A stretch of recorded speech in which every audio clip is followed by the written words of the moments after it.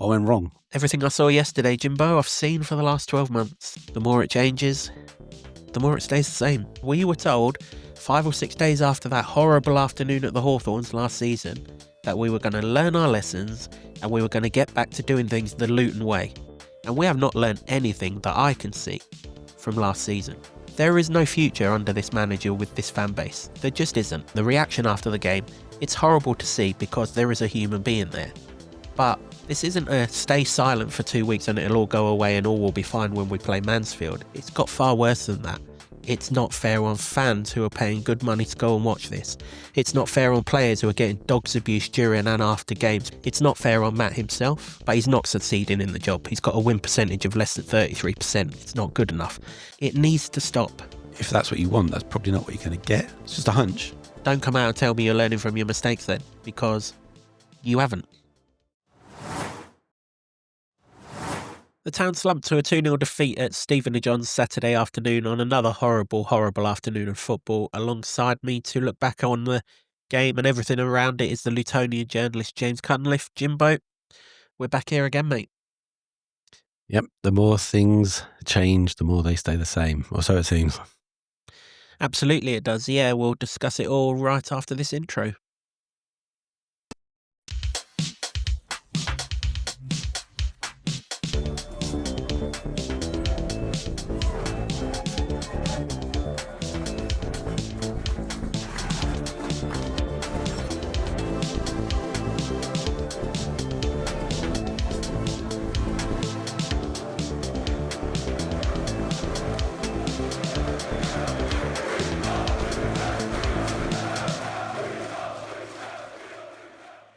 Hello everyone, welcome along to another episode of the Luton Town Supporters Trust podcast, the award-winning, longest-running Luton Town podcast, having scooped bronze in the Best Football League podcast category in the Football Content Awards. This season, the show is in association with Solid, providing opportunities, provisions and assistance so our academy can fulfil their potential. As I mentioned prior to the intro, we are looking back at Stevenage 2, Luton Town 0, and I've got the Lutonian journalist James Cunliffe alongside me to do that, albeit Jimbo wasn't at the game on Saturday, lucky him.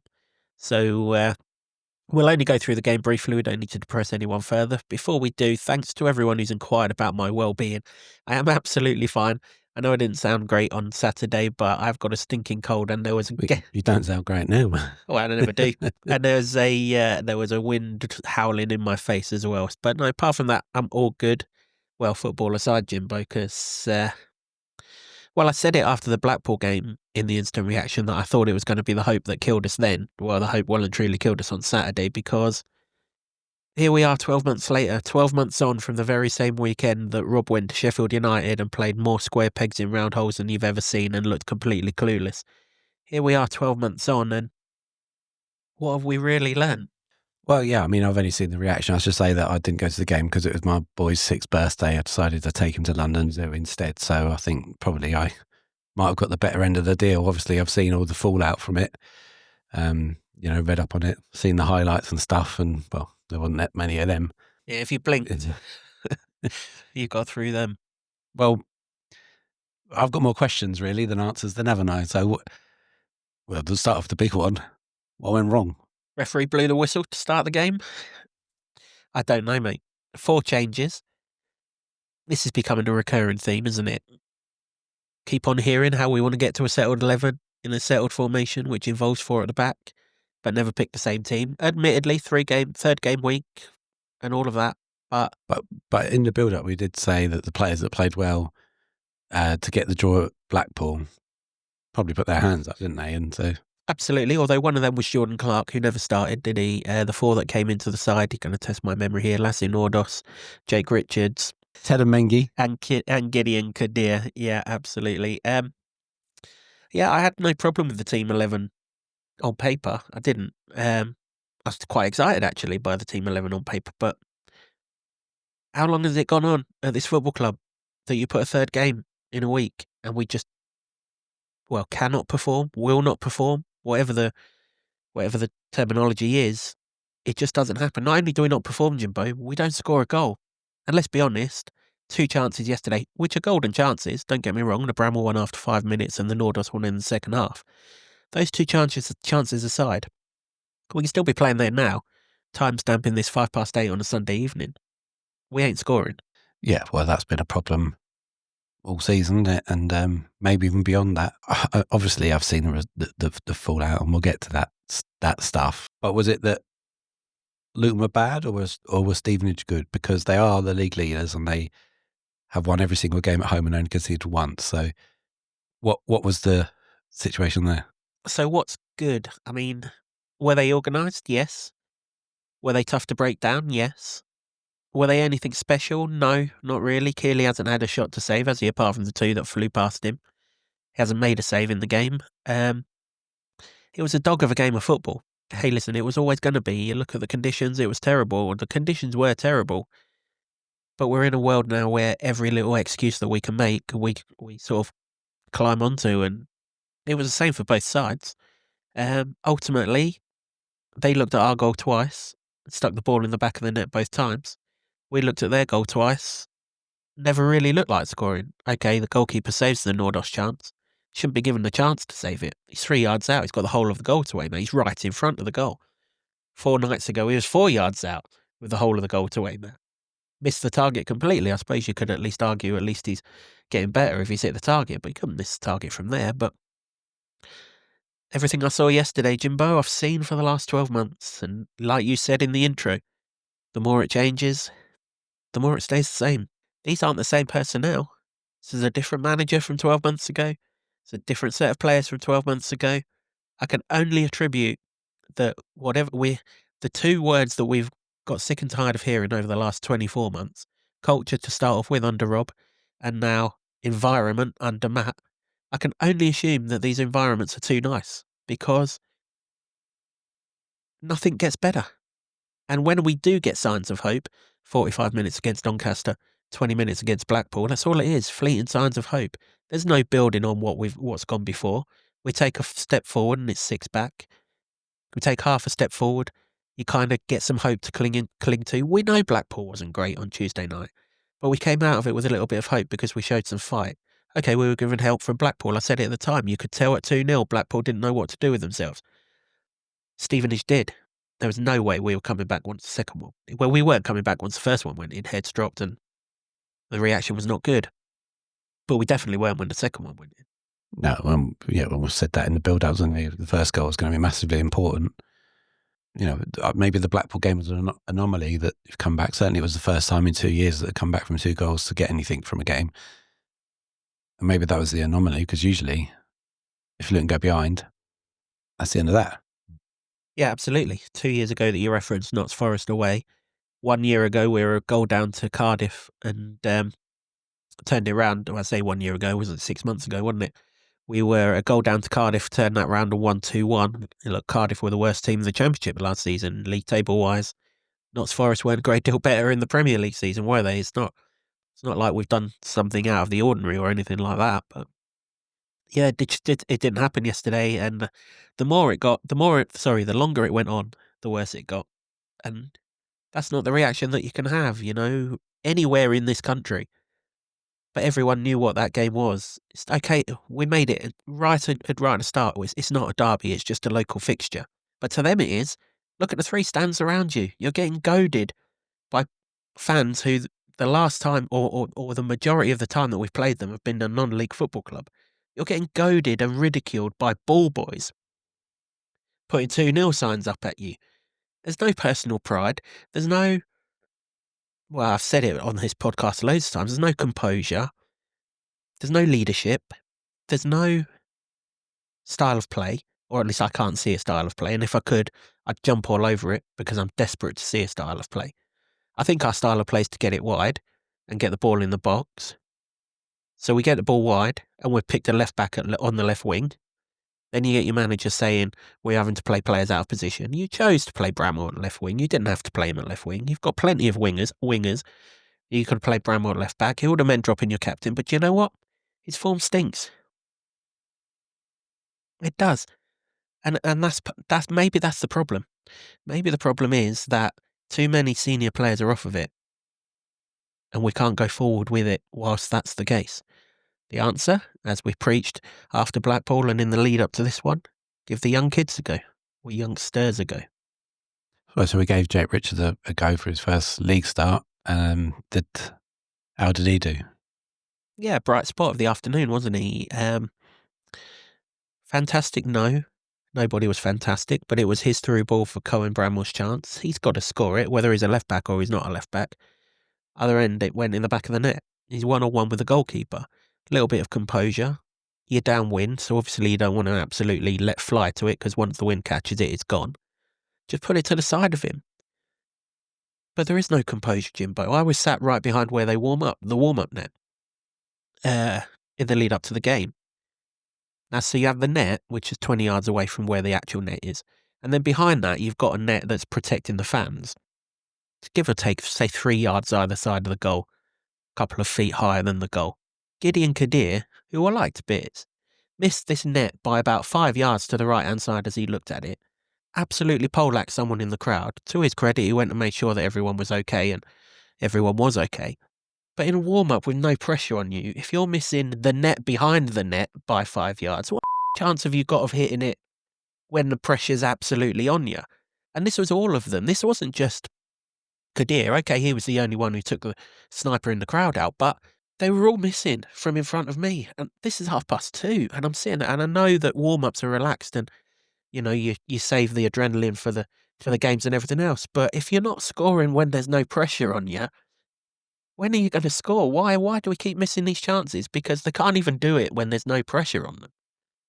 Yeah, I mean, to be fair, I see that a lot in the pre-match practice. Every single Saturday. Yeah, that they aren't hitting the net quite with the same snap as some other opposition team. Not all the time, but enough to make you think, what's going on here? Absolutely. You know, elite sport teams train and warm up how they play, don't they? And, well, we don't. And I don't know. Maybe Matt needs to be out there watching this and seeing what goes on with his own eyes rather than trusting his coaching staff, because you can't ask someone to score under pressure when he's not scoring under no pressure.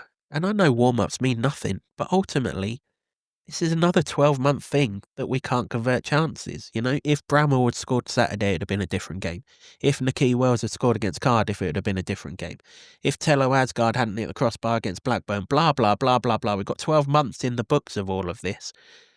The only thing that stayed the constant is this environment nonsense that we keep on hearing about, because the people within the environment have changed. But the same outcomes keep on coming. And as I said right at the start of this podcast, 12 months on, what have we really learned? Because we were told 5 or 6 days after that horrible afternoon at the Hawthorns last season that we were going to learn our lessons and we were going to get back to doing things the Luton way. Well, the season started on the 1st of August. We're recording this on the 5th of October. We are not doing things the Luton way, and we have not learned anything that I can see from last season. There is no future under this manager with this fan base. There just isn't, right? You could see the reaction yesterday. There is no future as far as this fan base is concerned, and I mean this fan base, and I judge it on yesterday, Jimbo, because it didn't even get down to regular season ticket holders yesterday. It was the season ticket holders who've been to X amount of away games this season. So it was the supporters who've been up and down the country yesterday who were chanting, "You're getting sacked in the morning," and things like that at him. And the reaction after the game, it's horrible to see because there is a human being there. But he has no credit in the bank. You'd have to be stuck in a cave to think that all is well between fans and manager. It just isn't. And I don't think this is a case of, oh, it'll be all right, a couple of wins will ease the plebs off and all of that kind of thing. I don't see that. It's only going to get more and more toxic. And I think in the interview that Gary Sweet gave to Three Counties, he said there was a nervousness around Kenilworth Road. From what I heard yesterday, from what I saw yesterday, and from all of the people that spoke to me as we were going out of the ground yesterday, and you've only got one exit out of that place, there's 1,300 trying to go down the same exit, so lots of people talk to you. That nervousness, if Matt Bloomfield's in charge against Mansfield, will be toxicity. And that's just that's just where we're at now. So if we are learning our lessons, and if we are doing things the Luton way, the things that have been preached to us over the last few months, then that is a lesson you have to learn. Because we had it at Sheffield United last season. the exact same weekend when Rob played Alfie Doughty on the right wing and Rue Waters at left back and looked a complete lost soul. We had it then, we didn't learn our lessons, it took us 3 or 4 months to finally get rid of it. Can't happen again because it's an irreparable relationship as far as I can tell yesterday.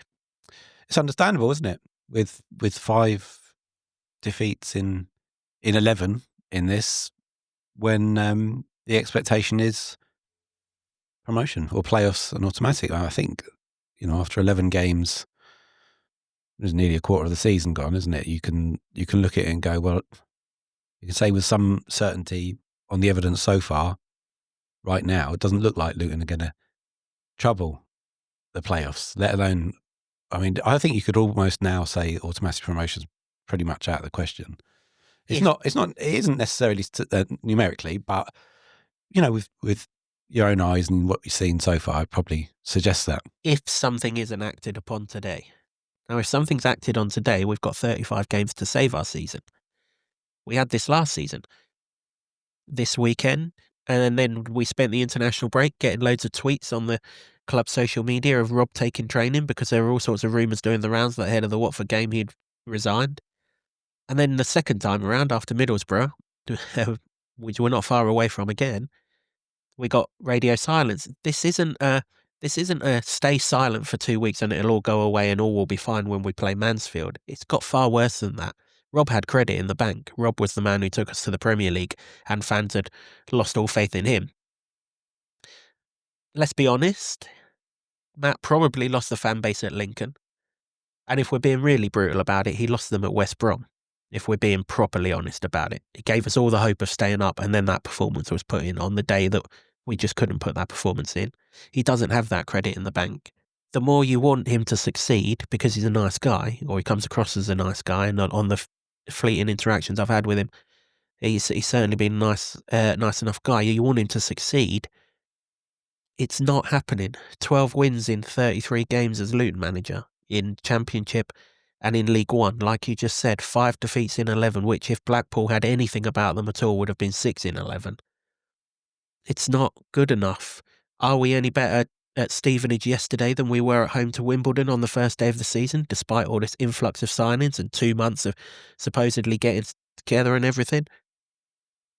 I don't see it. I really don't. There were glimpses of good things yesterday. 10 minutes in the second half. Are we really in a position where we get excited about 10 minutes away to Stevenage in the second half?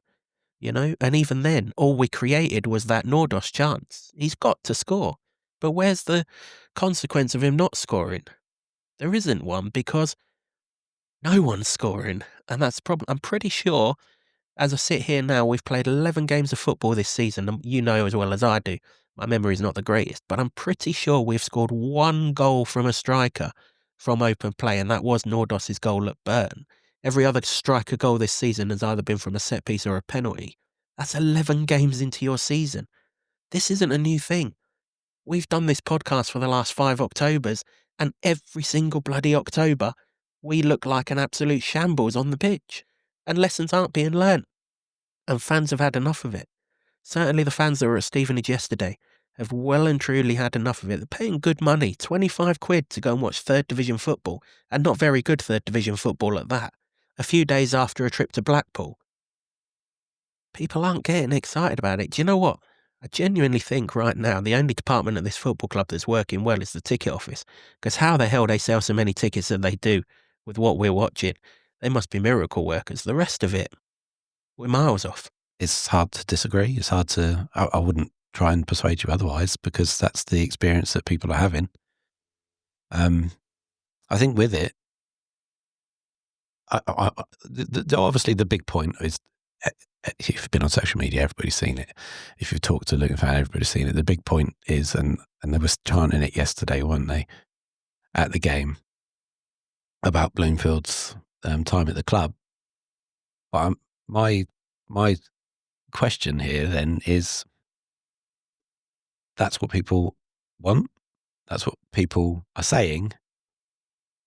But will it? Will that happen? Well, we don't have the answers, do we? We're not the people who make that decision. But if we're learning from our mistakes, if we're going to do things the Luton way, all the things that got peddled out to us to appease us after the relegation, and Wilco was sat in Slovenia saying how he was really looking forward to seeing such an energetic and exciting Luton side. We are a quarter of the way into the season, Wilco. We've slept more during games than we've been excited. I didn't go to the Plymouth game, as everyone knows. I went to the cricket. Usually that would have been a tough decision, by the way. Not right now. I'd go to the cricket every time in the current situation. So I've seen 10 games of football. Call it 900 minutes. Let's not worry about injury time.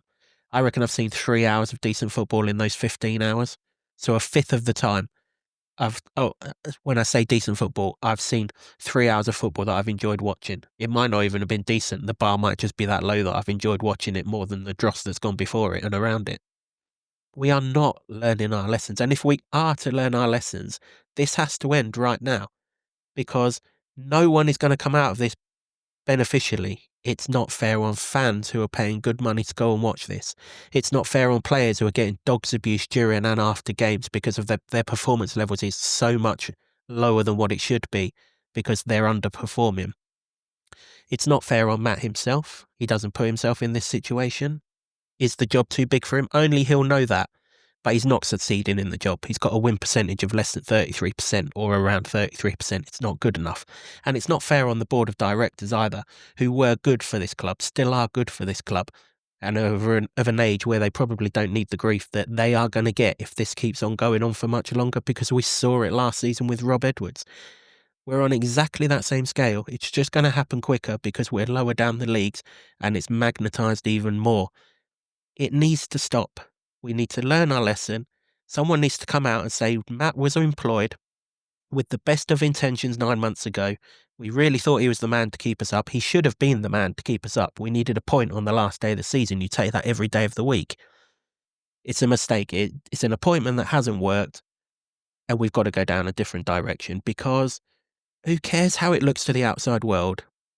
It is not going to benefit anyone at this football club if this goes on any longer. Historically speaking, they don't really, the board don't really make those knee-jerk reactions. We can only really go on what they've said, and largely last season that was in programme notes.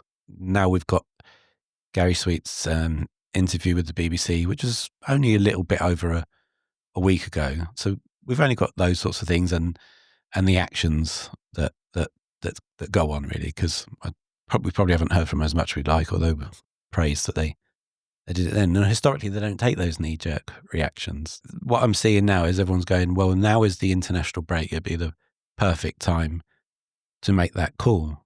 Ordinarily, we're all football people. We know how it works, and that's how football works. But my hunch is that if that's what you want, that's probably not what you're going to get. It's just a hunch. Don't come out and tell me you're learning from your mistakes then, because you haven't. And is it a knee-jerk reaction? He's been in charge 33 games. I can pick out on one hand the amount of times we've genuinely played well. Okay, but when I say knee-jerk, again, I'm sort of referring, and I don't know if they said that phrase, but referring to how they tend to speak about situations. They said they take a long-term view. Even in the interview he did with the BBC, he said he would take a long-term view of the game, and he has to. That's his role. It's not necessarily about one game or phases of games and stuff like that. You see where I'm coming at it? That based on that is the latest interview we have from Gary Sweet on the situation, because it happened after Lincoln. In that, he said there needs to be an improvement, and then Doncaster there was an improvement. There was enough that we said, okay, there might be something there. Then it's gone back to this, and we're in the same sort of boat again. But based on the things that he says there, and we've only got these things that we can draw on. It says to me that what everyone wants is different to what everyone's going to get at the moment. Yeah, I see that. But you have to react on a daily basis, don't you? If you keep on going on what you thought 10 days ago, well, 10 days in football is an awful long time, Jimbo. And I asked the question, how is it going to get any better if a change isn't made now? Fans have nothing.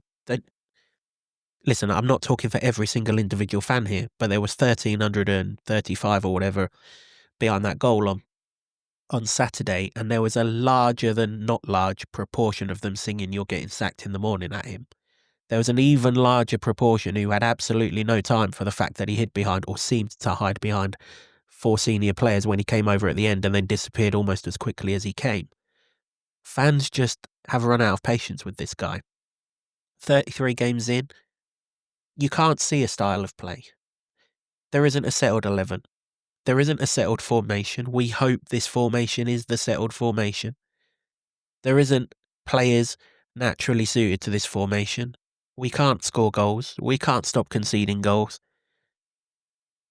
Again, I asked the question, under this manager, how is this going to improve? Because 2 wins won't sort this out. Yes, it'll appease the toxicity for a fortnight, but then we'll lose a game of football in this manner again, whether it's a 3-game week or whether it isn't, whether you get turned over in a non-league tie in the FA Cup or something like that. And this will be back again. This isn't going to work now. I think the fan base showed that yesterday. And it wasn't even the "sacked in the morning" chant that showed it. It was the "we want our Luton back" chant which showed it. And that's what people want. They just want their Luton back. Now, what was Luton going up through the years? It was, like I said earlier, it was a Luton side who had that strut about them. It was a Luton side that did things differently to the rest. We weren't uniformed with everything else. We had owners who kept us up to date with everything that was going on, gave us a plan to buy into, that dragged us along on the journey. That's disappeared. That's completely disappeared. I mean, one of the things that was pointed out to me is one of the cornerstones of the 2020 operation was that communication used to have everyone rallying in the same direction. When did we last have that? We haven't had that for, well, certainly since we dropped out of the Premier League. We haven't had that. And again, just to repeat myself, how does anyone see this going in an improved fashion when that's the situation? And is it all Matt's fault? No. These same things that we're seeing now, we were seeing under Rob. I think the whole club needs a reset, really. We need someone to come in and tear it apart and start again, because whatever it is, and I'm not within the camp to know what it is, but whatever it is, come Saturday afternoon, we see the same old stuff. You hear all these sound bites of how great a football club we are behind the scenes. And I'm sure we are. I'm sure we train our nuts off. I'm sure in training we look like peak Barcelona. But on a Saturday afternoon, we look like peak Braintree. Take yesterday, for example, Jimbo. He's made all these changes, and that's right. It's also the sign of a manager who is searching for an 11 that's going to actually give him something. So here we are, 11 games in. We're still in that position. But you go 1-0 down, you make a quadruple substitution, an admission already that it's not going how you expected it to go. You don't make quadruple subs if all is going to plan. Nicky Wells wasn't one of those. Instead, you 1-0 down here, right? Now, I don't think necessarily Nicky Wells' form is fantastic, but you are 1-0 down, and I like Joe Bode. I think he's got some prime assets, but he hasn't had a shot on target for this football club, let alone score a goal. You're making 4 subs. How is Nicky Wells still sat behind you when you are a goal down? At least this guy at least you know if you put this guy in front of goal, he's going to threaten to give you a goal. We had to go 2-0 down before he come on. Now, he was top of the pecking order against Doncaster. Now he's 4th choice. 7 days later. Nordos was top of the pecking order against Plymouth. Then he dropped right down to the bottom, and now he's back to the top again. He ain't done nothing in that time apart from miss a header at Blackpool. None of this makes any sense. We don't want to keep playing square pegs in round holes, yet we picked Cohen Bramwell to play on the left wing yesterday. It's always been my intention to get to a back 4, and then in the following interview, we've recruited to play 2 up front. None of these messages align, and people have just had enough of it. And like I said earlier, I just don't see the improvement coming, or the relationship rebuilding, between fans and this manager. I just, seeing there and that away and yesterday, I think it's gone. And I don't think it's coming back. I don't think it can come back.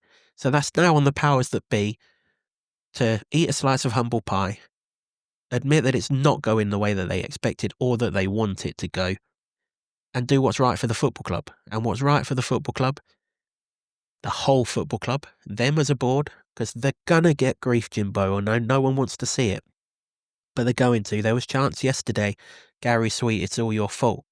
Now, whether you agree with that or you don't agree with that, it's only going to get louder whilst Matt's in place. It's not fair on Matt. It's not fair on the players. These players are so much better than what we're seeing as individuals and as a collective.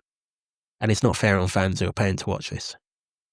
If the travelling fans, which are usually the most hardcore fans that go everywhere, have taken that stance now twice on the road in quick succession. In 3 away games. Yeah. Then there probably is no way back. Unless you go on a super run. Like, for instance, I think we're on the same amount of points at this stage as when we won the title, but again, everyone that was there knew that we had the best wing backs, the best striker, and all that, and things were the possibilities were there. What we're seeing, that none of the strikers have scored or look like scoring at the moment, and every time you go behind, they don't look like coming back. Doesn't suggest we're not in the same world as back then. So those numbers, while being equal, don't tell the same story. Firstly, with the numbers, how far back do you go? 1 win in 5. That's it. And that was against Doncaster. They didn't really offer anything in the game. 1 win in 5. Could have been 3 defeats if Blackpool knew what they were doing when they went in front. Sorry, could have been 4 defeats. I don't know, Jimbo. For me, you can look at all of these numbers. You can look at all of this data. You can use as many iPads as you want. Crikey, you can go to Curry's and buy the whole sodding lot of the iPads. But they're not telling you what people are saying and what people are thinking. You're paying customers. No, I know that. And that's what I mean. What people are saying and what people are thinking and what might happen seem to me two very disparate things. At some point, what your paying customers are saying and thinking has to supersede what any numbers are telling you. Now, if I'm in the board's position or whoever it is who's making this decision, I'm asking, how does this improve going forward? Because you can forget about that relationship. He can win the next 2 games, then he loses to Stockport and we're back here again, and you and I are coming in 3 Sundays from now and we're talking about this same thing, and then we go on an international break and we have the whole same thing again. We've seen it 12 months ago.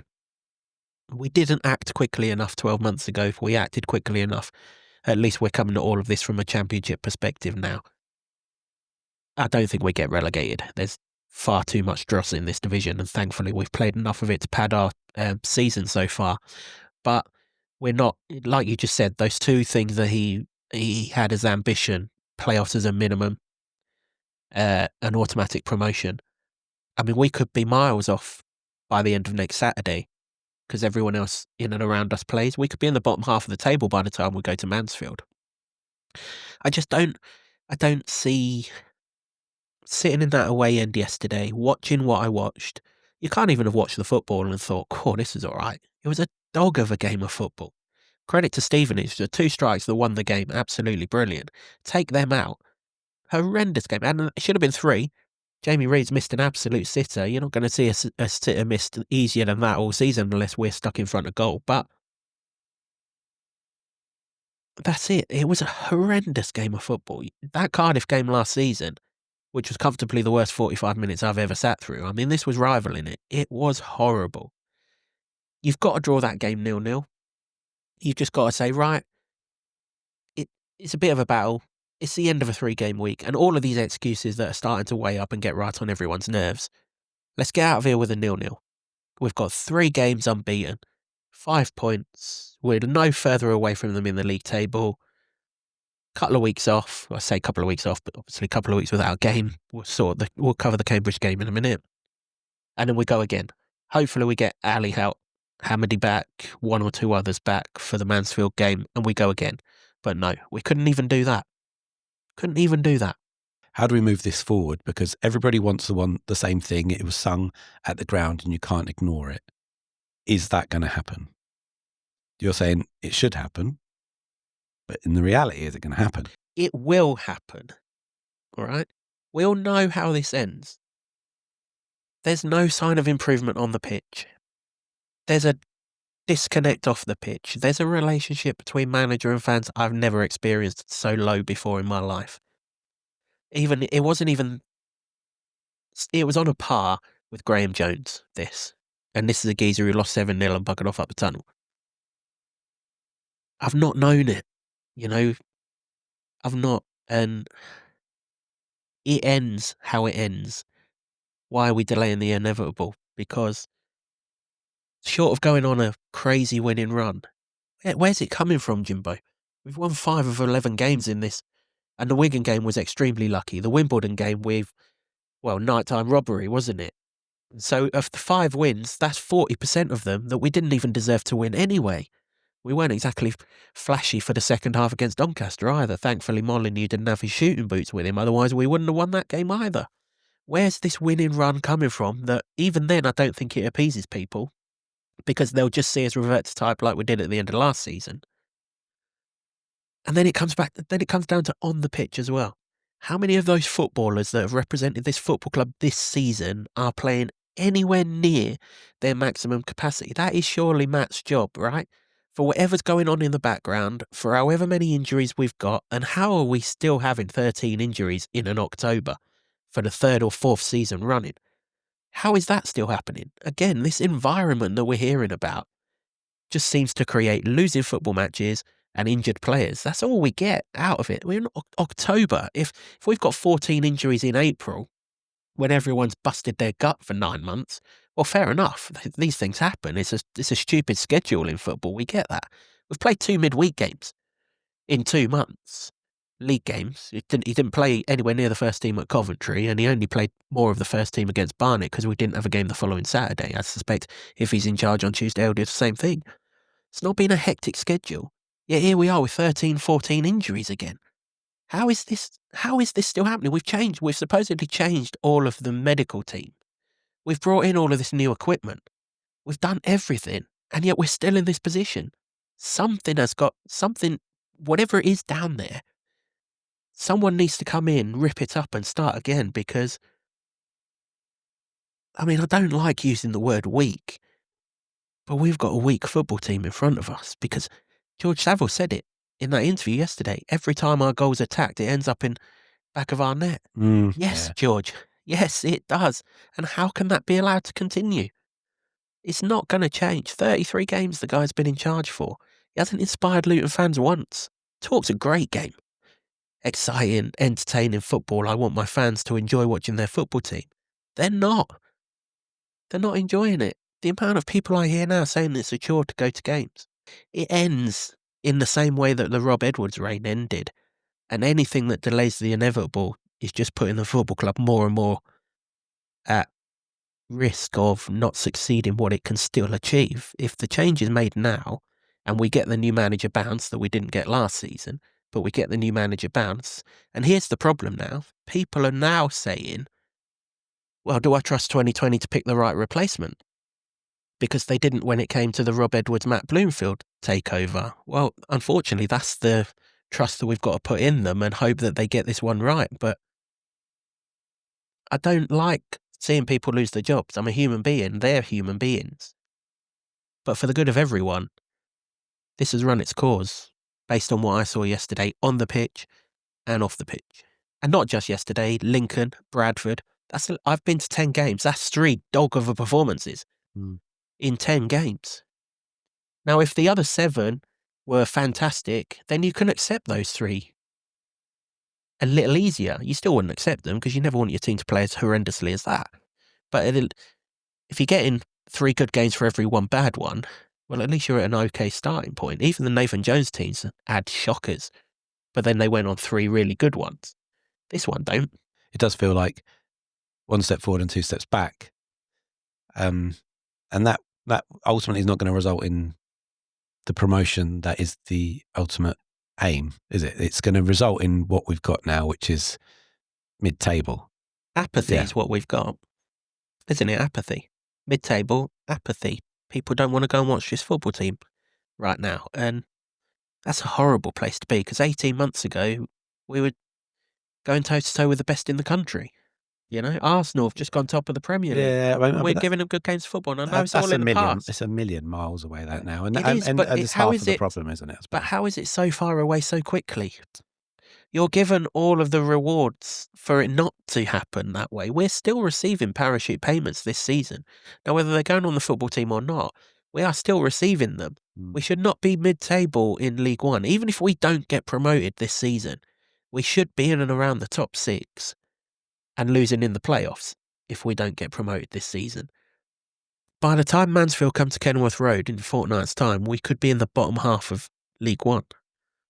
If whoever's making the decision isn't prepared to make the decision, or doesn't think that things have got that bad that the decision has to be made now, then we need to find someone else to make that decision. Now, if that means that Gary, who admitted in that interview he was spending more than half of his time on Power Court, hasn't got the time to devote to making this decision at this time, which is a perfect time, fortnight before our next game, give someone in the academy, Ronnie Henry, Joe Deeney, Alex Lawless, whoever it may be, Tuesday night's game, because it's going to be largely academy players in the squad. They've already said that Josh Phillips is coming back for the trophy game, even though he's on loan at Bedford. So we know the squad that we're going to get. You've got 2 weeks. Even if you haven't got your man in for the Mansfield game, but he's in for the Northampton game, you've got 3 weeks, and you're only missing 1 league game. Now is the time to do it, but forget the numbers. Again, the numbers tell you we play a brilliant game.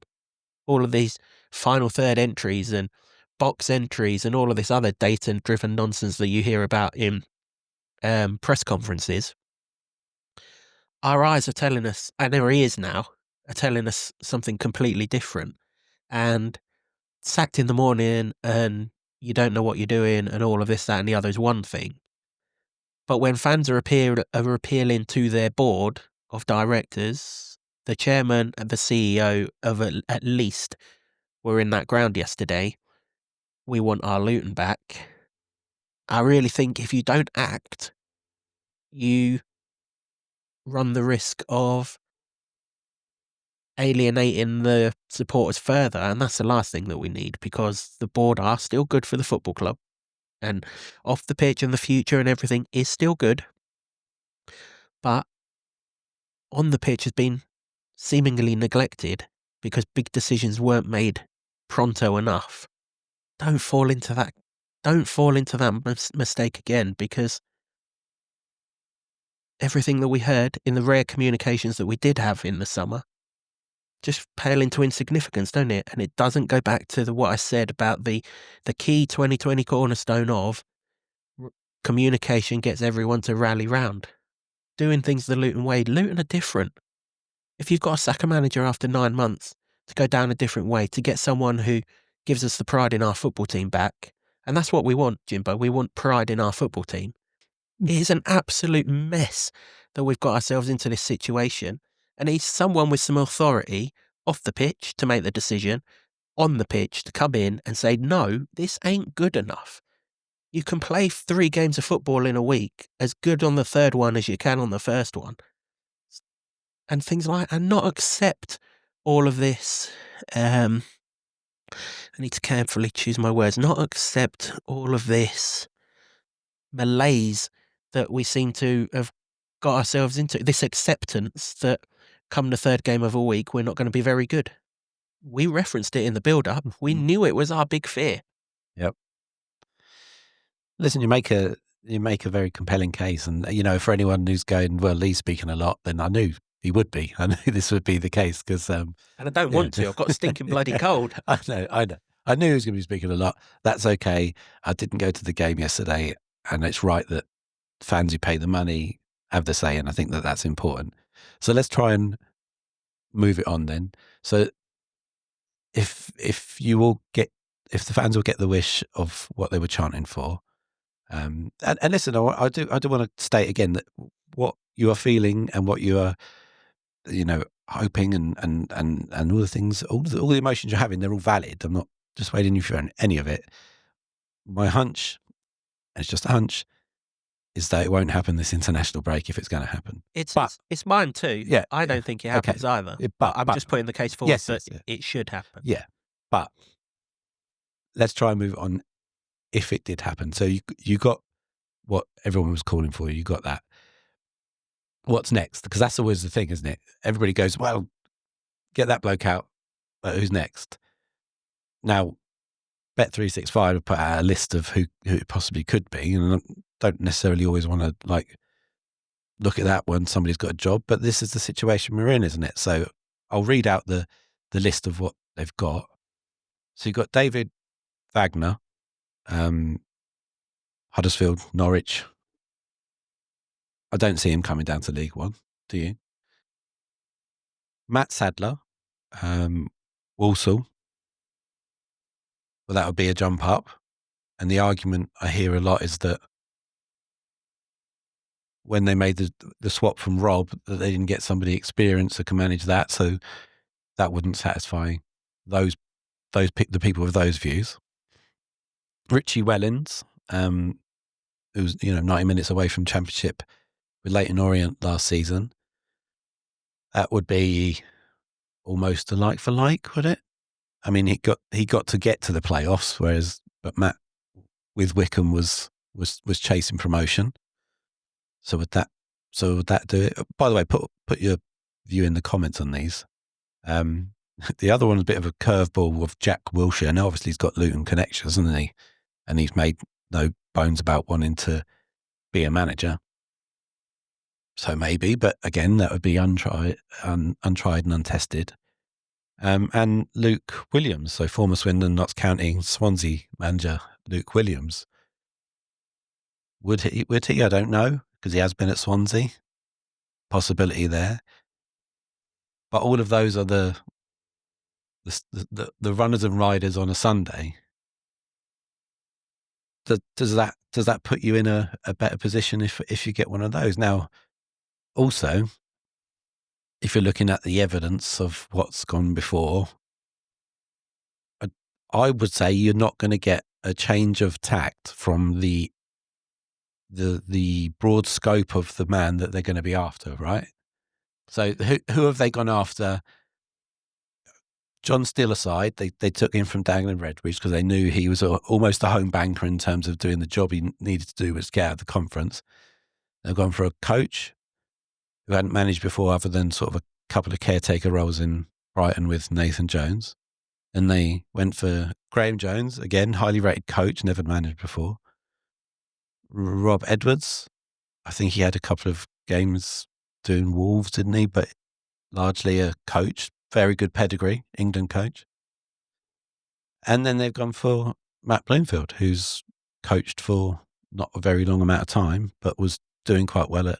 He's all the same sort of profile of manager. Now, I hear people also, and you can't escape this as well because it's all over social media, going, get Sean Dyche in. So Sean Dyche is not going to come to League One. So rule that one out. He will not come to League One. He waited a long time after Burnley just to get the Everton job. He's quite happy just sitting around. He's done interviews saying he's quite happily waiting for the big job. If you've managed in the Premier League as long as he had, you don't drop to League One. Not happening. So that's the current list. Does it excite you? No, but that's not the definitive list, is it? That's just 5 people that were all out of work, apart from Sadler, who's still the Walsall manager. I suppose, well, what the change that happened between Rob Edwards and Matt was that Gary Sweet certainly said that they would have no qualms about going after a manager who's currently in a job, and that's what happened. They had to pay some compensation to Wickham to get Matt. I think before that, correct me if I'm wrong, but then it was the only time they did that before was John Steele when they took him from Dagenham and Redbridge mid-season. All the others were coaches, which even if you have to take them for a job, they're not the main man, are they? So that's not the same sort of turnaround. Yeah, do any of them inspire me particularly? No. Is the guy in charge inspiring the fan base right now? No. No. Take it in isolation. We've heard all the points, and that's what people are saying. They're all, let me say, they're all valid. But not about the current bloke. But if someone else were to come in, because I don't think the profile changes. What do you think the profile changes? No, but are we learning from our mistakes if the profile doesn't change? Yeah. This is the line. This is every bit as important as that Billy Big line. These, when you get such infrequent lines, they stand out to you, right? If you're getting communication regularly, you'd forget about the odd line here and there. We will learn from our mistakes. That was what we was told after the West Brom debacle show, whatever you want to call it. We will learn from our mistakes. Let's learn from our mistakes then, because Rob should have been replaced by a championship boat turner to get us pointing in the right direction, stay up, then appoint Matt. The boat still needs turning. It's, we had Tony sat here, didn't we, a few weeks ago, saying, it's like an oil tanker. It takes a long time to turn, but it needs turning. Now, these data-driven young whippersnappers don't seem to have the authority to do it. And that's what we need, right? I don't care who the next manager is. I really don't. But he has to have the authority to command some respect, because we have to have standards on the pitch which are incredibly higher than what they currently are, because you just can't defend like we defend, and you can't miss chances to the proportion that we miss chances and that be acceptable. Oh, it's okay, the next one will go in. But it doesn't. Elijah, Naki Wells, Lassie Nordos, Jerry Yates, these are all bloody good strikers. But when you put them in front of goal for Luton, they can't seem to hit the back of the net. Now that has to be the standards that are being driven, because individually they have got, Nordos aside, they have got brilliant goal scoring records at higher levels than this. So we need someone to come in. Now, if it's someone who is going to tell Gary the wood from the trees and manage this club in the way that we were told that he wants Matt to manage the football club, that's what we need to get. We need someone who is going to command some respect from in that dressing room, both for what they've done in their playing career and what they've done in their management career. And I don't think Matt had either. He never played higher than the Championship, never managed higher than League One prior to the time he come in here. And I think we need to go beyond that now. Again, if we're learning from our mistakes, we need to stop appointing data-driven people, because how many points do we get on a Saturday for box entries, final third entries, and all this other jazzy, hyped up stuff that we hear all about? Last time I checked, 0. How many points do we get for keeping the ball out of our net? Whack it in there, 1 or 3. Let's start getting some 1 or 3s and forgetting about this iPad nonsense, because it's just getting everyone's backs up. I said a couple of weeks ago, didn't I? We are an aging fan base. Read the room. No one cares about box entries. You ask Luton fans, half of them won't have a clue what a box entry is. They think it's something you stick in for your delivery driver to take away. No one cares. You can get in the penalty box 50 times a game, but if you don't shoot when you get in there, or you can't put the ball past the goalkeeper when you get in there, what good is it? Might as well have the ball in the centre circle. It's the same end product, isn't it? We need someone who sees the game of football for what it is on the pitch and has the data to back up what he sees on the pitch, not the other way round. And whoever that man is, he's out there. You've got a million managers. There's only like 92 positions to be filled in the Football League pyramid. He's out there. It's not my job to go and find him. That's the job of the people that are in charge of the football club. No, but part of the reason I ask it, and again, I'm going to say that I don't think it happens this time, so it probably is a bit pie in the sky, but there will be people who say, go and get a Dyche or you can't get him now, but a Wilder or something like that. Yeah, you've got to be realistic with what happens. And listen, part of the problem with getting it wrong the last time means that the caliber of people on offer to you this time around are a lot less than what they were. I mean, when we replaced Rob, Frank Lampard hadn't got a job, Mark Robbins hadn't got a job, Gary Rowett might only just have got a job but only just got a job. People like Liam Rosinia weren't ensconced in Strasbourg in European competition, and they might all have come to Championship football clubs. None of those go to League One football clubs. Now, for the want of a better phrase, you're scraping the barrel a little bit more because you are a League One football club and a mid-table League One football club at that. However, you have a shiny new football stadium on the horizon. You have a bright future on the horizon.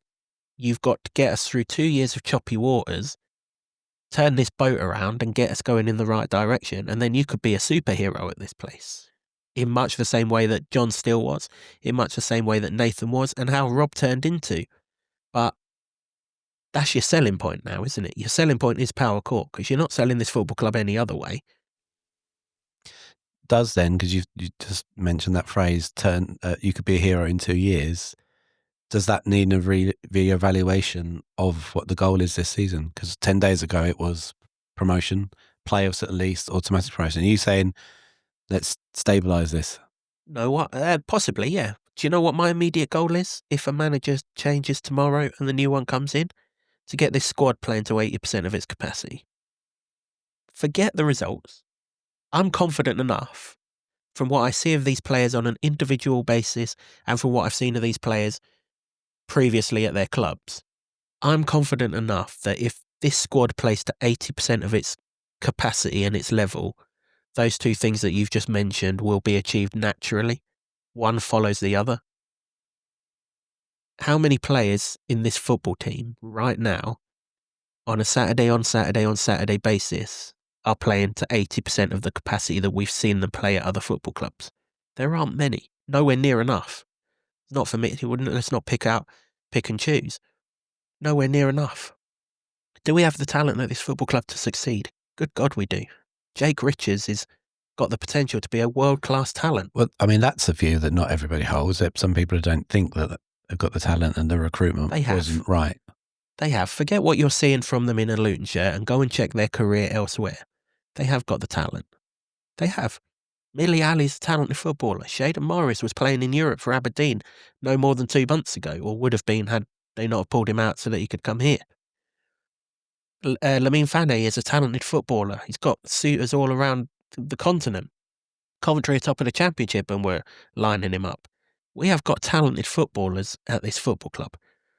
Maybe not in the defensive areas. We're incredibly light there. But in the areas where you can make a difference on the football pitch, we have got talented footballers at this football club. But we've not got the person getting the best out of them. Now, whether that was a formation, whether that's not being able to pick the same 11 on a Saturday, or all of the other tangibles that are around it, we're 2 months into the season, Jimbo. We're no better. In fact, we're no better than we were 12 months ago. If you're saying to me, do I think that Matt Bloomfield is the manager for the Mansfield game? Yes, I do think that Matt's the manager for the Mansfield game. Do I see the point in it? No, I don't. Because if he's the manager for the Mansfield game, there will be a fixture this season where he ain't the manager. We've seen this movie play out last season. We know how it's going to end. Why let it end 3 months down the line? It needs ripping up and starting again, mate. It does.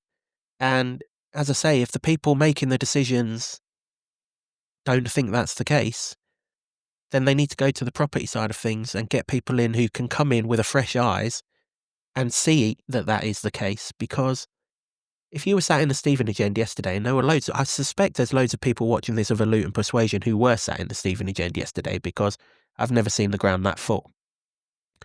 You can't have had the wool pulled over your eyes that Luton fans are happy. And ultimately, Luton fans have a lot of power at this football club. The people who are in charge of this football club are largely in charge because the fan base united around them and got them in right at the very start. Without the Luton fans, this club's nothing. Nothing at all. The biggest danger to this football club is its fans.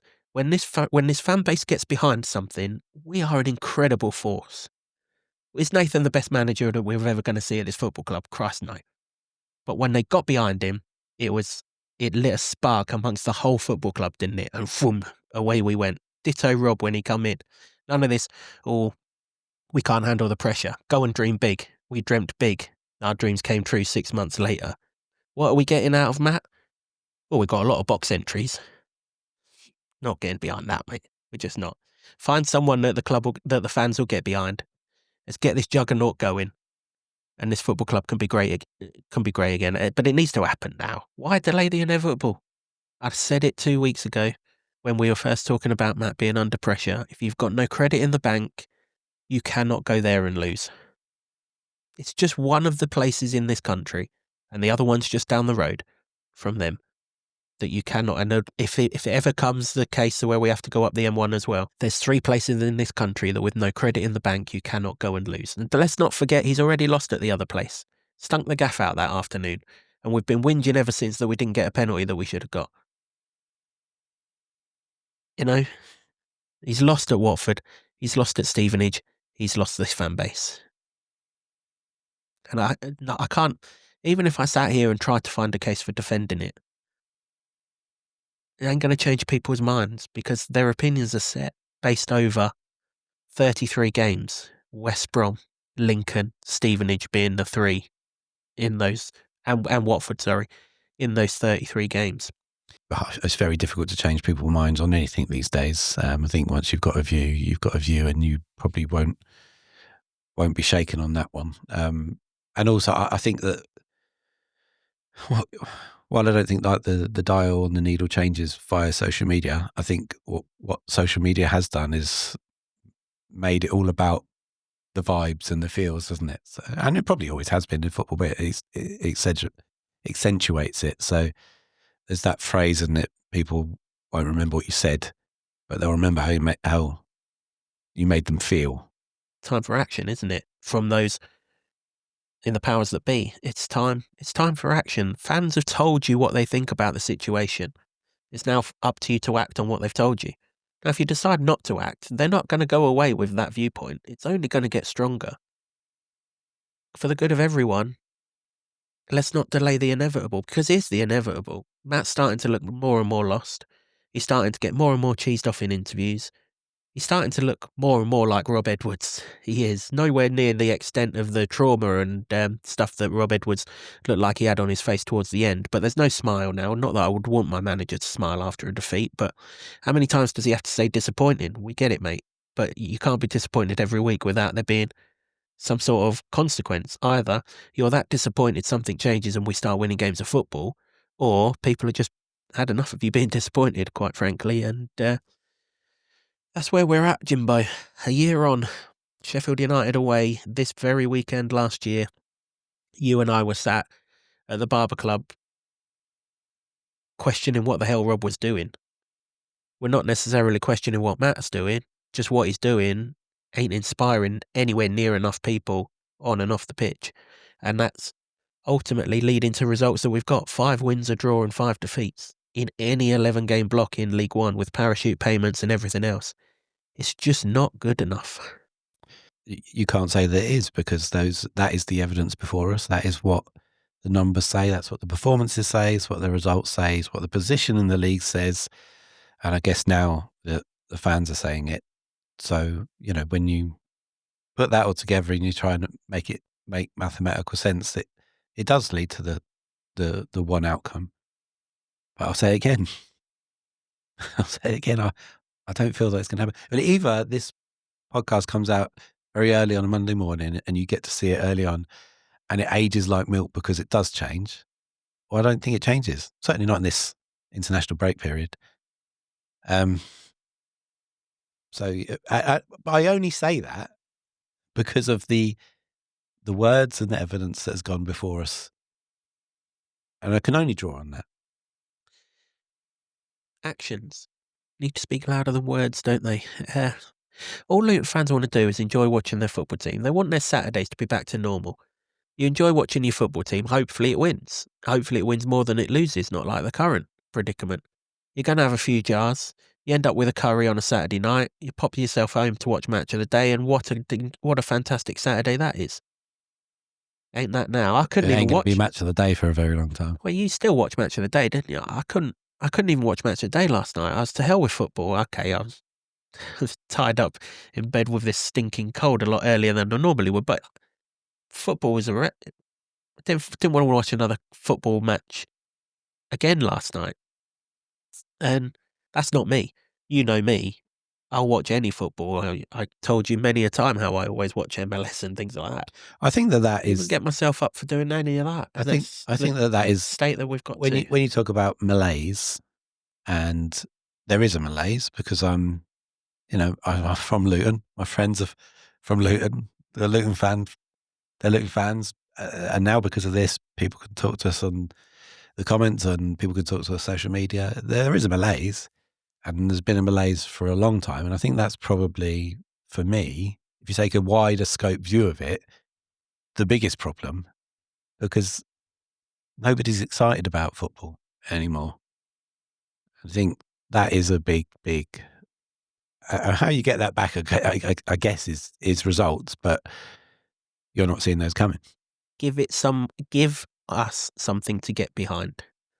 When Luton fans got something to get behind, they're a dangerous animal. This football club becomes a dangerous being. We went from bottom to top in no time when we were behind it. We're in danger of going the opposite direction even quicker because people aren't behind it. And we're not going to. But you know what I mean. Once you're in this division for one season, you can quite easily be in it for 5 seasons. There's a Netflix documentary about a club in the northeast that highlights that year on year on year, isn't there, with Sunderland? So, well, the same situation in the conference. So there's a question then. Are we back there? Are we back to that point before John Steele and the Ronnie Henry incident? Is that where we are? Yeah, I think so. We're certainly in a situation where the club needs that senior figure to turn it round. Yeah, he got the fans together, didn't he, John Steele? Was he the most tactically superb genius of all time? No, but he got a group of footballers to play some lovely football. They should have won the conference.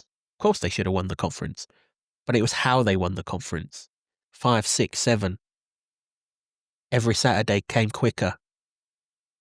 Not dragging, the week don't drag and everything else like that. And then he had the genius move of getting the fan base together, didn't he? We need that senior figure to get behind in the same way that we did John Steele, in the same way that we did Nathan Jones, and as I said, in the same way that we did when Rob first came to the club. He's out there.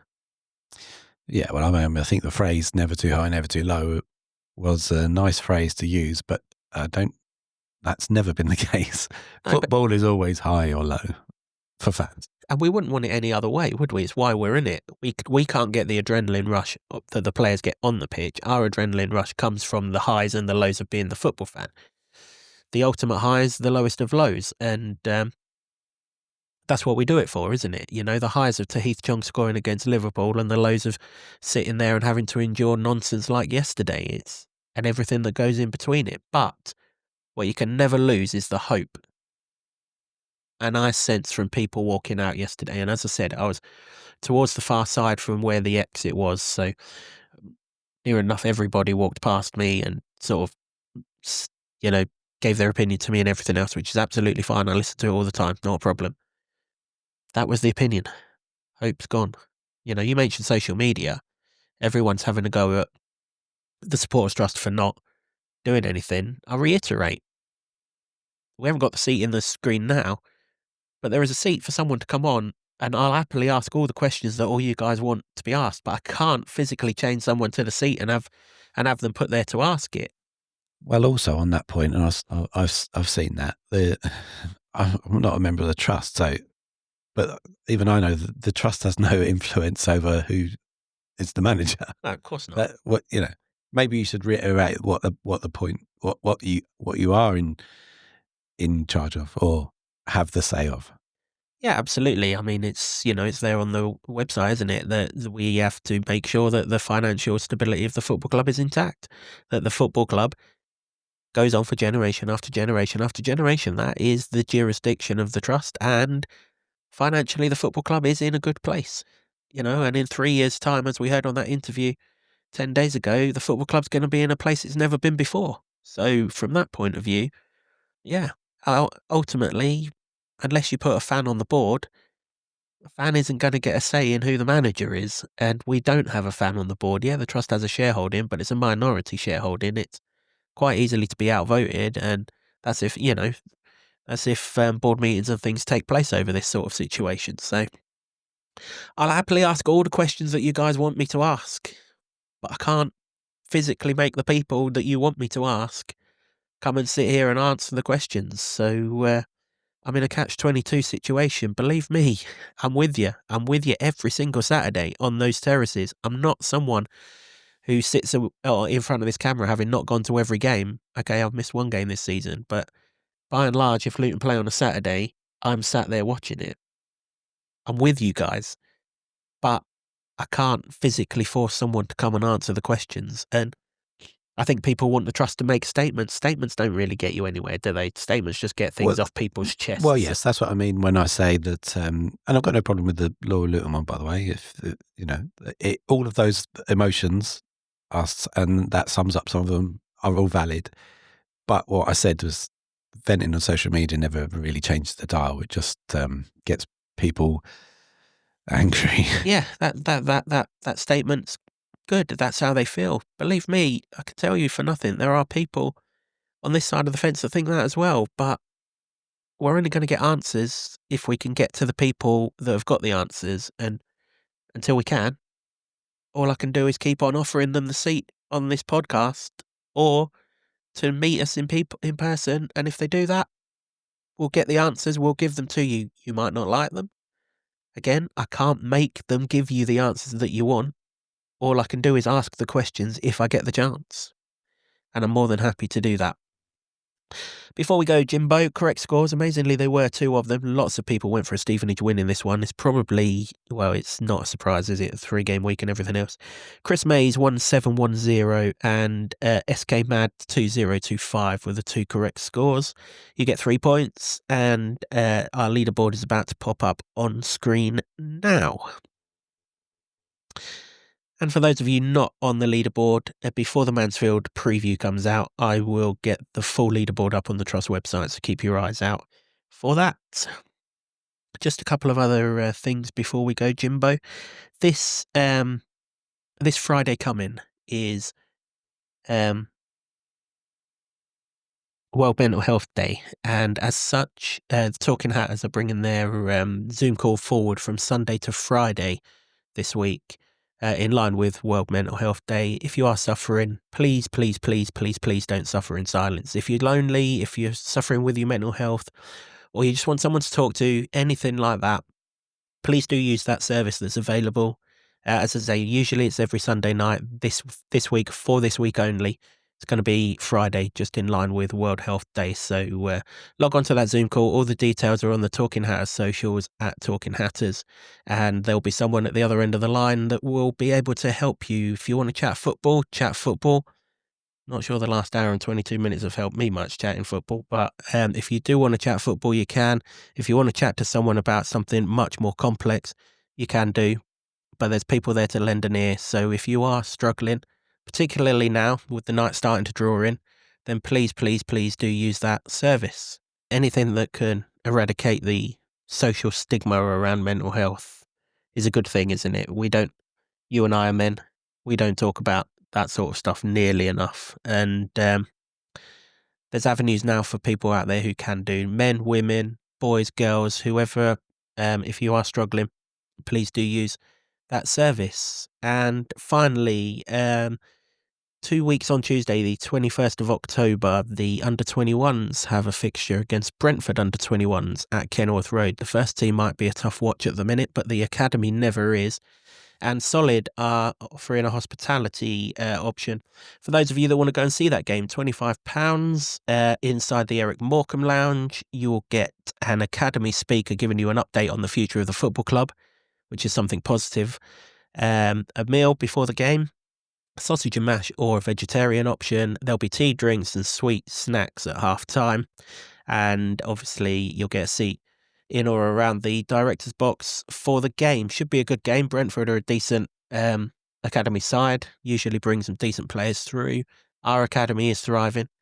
Whatever's happening with the first team, the academy is thriving. They play good football. They'll be enjoyable to watch. And if you want to go and watch that, details of how you can book your tickets are on the Trust website now. Just before we go, Jimbo, Tuesday night, Virtue Trophy. No one really cares about it in the grand scheme of things from what we've discussed for the last hour and 20 minutes or so. But there's one man in particular who will be plying his trade for the opposition, and he is going to feel so weird. Yeah, Pelly, Ruddock and Panzer, yeah. Scored a goal at the weekend, so hopefully he's got his quota of bangers out the way for like 9 months or so. Yeah, we'll feel weird in being in that shirt.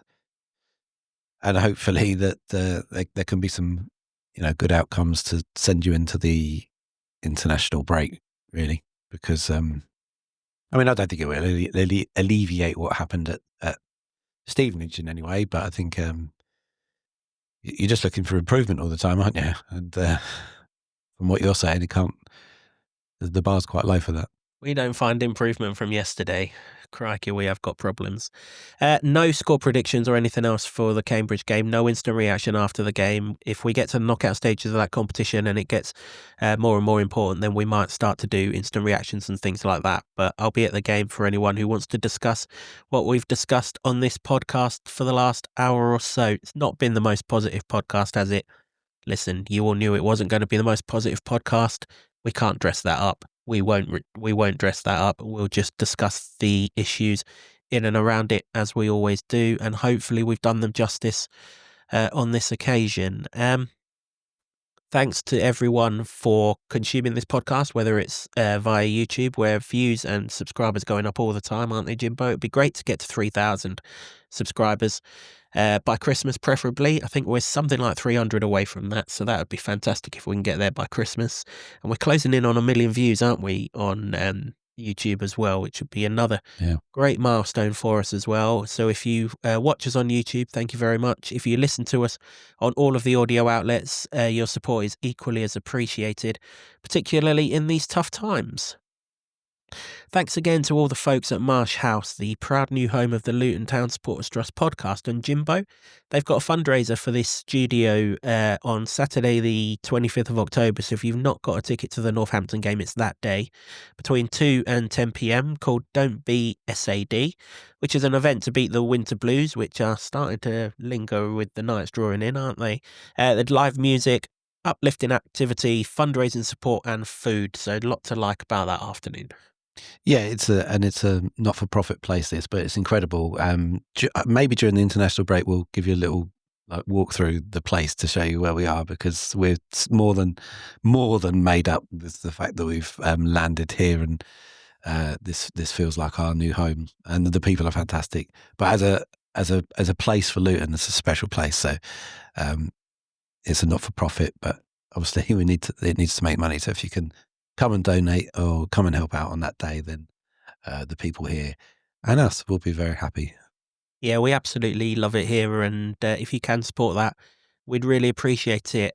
Phil, Donna, Mason, they're brilliant to us, aren't they? So we really appreciate you having us, guys. Thanks also to Sean Grant and the Wolfgang for our intro music, as always. Until next time, which will be next week in the international break, unless something breaks between now and then, where we'll have the Trust Chairman, Paul Stevens, alongside us.